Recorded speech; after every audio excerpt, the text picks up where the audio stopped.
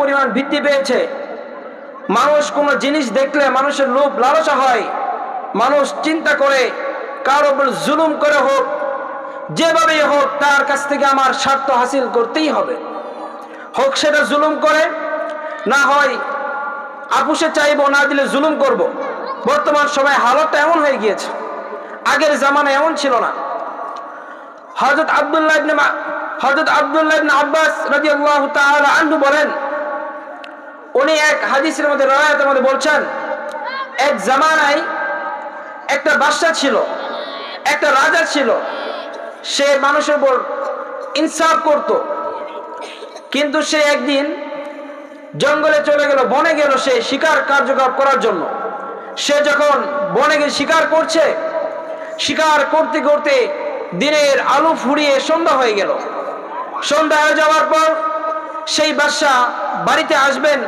বর্তমান সময়ে তো দেখা যায় রাস্তাঘাটে অনেক লাইটিং এর ব্যবস্থা থাকে, আসা যায়, রাতেও চলাফেরা করা যায়। ওই সময় তো এত দামি গাড়ি ছিল না, ঘোড়া দিয়ে চলাফেরা করত। তার জন্য বাদশা চিন্তা করলো, যেহেতু সন্ধ্যা হয়ে গিয়েছে, তাহলে রাতটা আমি জঙ্গলের পাশে কোনো জায়গায় মেহমান কিংবা মুসাফির হয়ে কাটিয়ে দেব। এই কথা চিন্তা করে মেহমান জঙ্গল থেকে বের হয়ে গেল। রাজা মশাই বের হয়ে গিয়ে একটা জায়গা খুঁজতে লাগলো। দেখলেন তিনি জঙ্গলের পাশে একটা রাখালের বাড়ি দেখা যায়। রাজা মশাই গিয়ে বলল, বাড়ি থেকে কেউ আছেন? থাকলে বের হন, আমি আপনার মেহমান হিসেবে থাকতে চাই। এই কথা বলার পর ওই ঘর থেকে একজন রাখাল বের হয়ে আসলো, এসে বলল, ভাই আপনি আমার বাড়িতে মুসাফির হয়ে থাকবেন, থাকতে পারেন, কোনো সমস্যা নাই। রাজা মশাই যখন ওই বাড়িতে মুসাফির হয়ে গেল, সে মুসাফির থাকা অবস্থায় রাজা মশাই দেখতে পেলেন সন্ধ্যার সময় রাখালের গরুগুলো এক এক করে পালে, একটা একটা করে গরু রাখালের বাড়িতে এসে উপস্থিত হচ্ছে। বাদশা যখন এই দৃশ্য দেখতে লাগলো, দেখলো সেই রাখাল গরু থেকে দুধ দহন করছে, একটা একটা করে দুধ দহন করছে। একটা গরু থেকে যখন দুধ দহন শুরু করে দিল, বাদশা দেখতে পাইল, বাদশা দেখলো এক গরু থেকে 50 গাভীর দুধ বের হচ্ছে। এই দৃশ্য দেখার পর বাদশা মনে মনে চিন্তা করলো, প্রকাশ্যে বলেনি, মনে মনে চিন্তা করতে লাগলো, আমি একজন বাদশা মানুষ, আমার ঘরে আমার প্রাসাদে এমন একটা গরু নাই, এমন একটা গাভী নাই, সে সাধারণ একজন রাখাল, তার বাড়িতে এই গাভী, এটা তো মানায় না, কোনোভাবেই মানায় না, এটা আমার প্রাসাদে থাকা উচিত ছিল। এই কথা চিন্তা করার পর সেই বাদশা ওইখানে থাকা অবস্থায় মনে মনে চিন্তা করলো, যে কোনো ভাবে হোক, যে কোনো ফন্দিতে হোক, তার কাছ থেকে আমার এই গাভীটা নিতে হবে। বাদশা বলতেছে, আমি যদি আজকে চাই, আমি যদি বলি যে আমাকে গরুটা দিয়ে দাও, আমি বাদশা মানুষ, তারপরে দেখা যাবে কি প্রথম দিনই তাহলে তার সাথে জুলুম হয়ে যাবে। সে মনে মনে খারাপ ধারণা করবে আমি বাদশা, তার কাছে জুলুম করে গাভীটা নিয়ে গেছে। বাদশা মনে মনে চিন্তা করলো, আমি আরেকদিন আসবো, পরের দিন এসে নিয়ে যাব। এই কথা চিন্তা করার পর সেই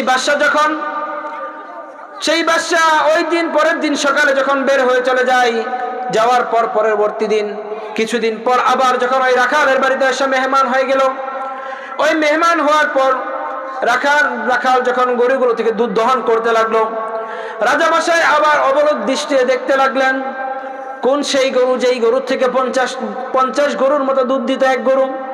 সেই গাভীটাকে তাকায় তাকায় দেখতে লাগলো, দেখলো রাখাল সেই গাভী থেকে দুধ দহন করছে। প্রতিদিন ওই গাভী 50 গাভীর সমান দুধ দেয়, কিন্তু আজকে 50 গাভীর সমান দুধ দেয় না।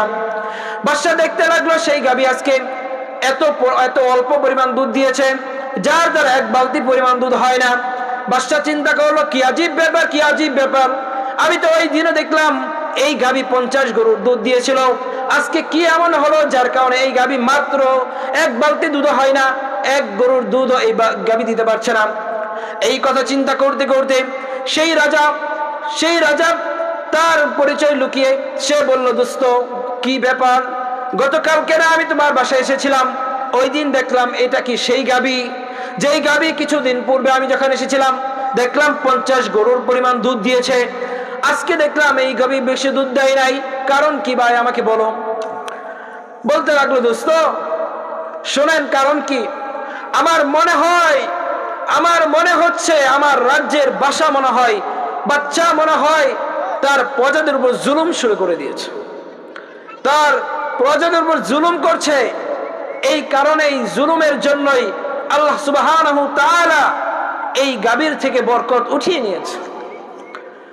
বাদশাহ এই কথা শোনার পর চিন্তা করলো, হায়, আমি এতদিন ইনসাফের সাথে রাষ্ট্র পরিচালনা করলাম, আর আজকে আমি জুলুম করে ফেলেছি, তাও সেটা আমি নেই নাই, মনে মনে নিয়ত করেছি, তার জন্য এই অবস্থা। এই কথা চিন্তা করে বাদশাহ এখান থেকে বের হয়ে চলে গেল, মনে মনে ওয়াদা করতে লাগলো, তওবা করতে লাগলো, আমি আর কখনো আমার কোনো প্রজার উপর জুলুম করবো না, জুলুমের নিয়তটাও করবো না।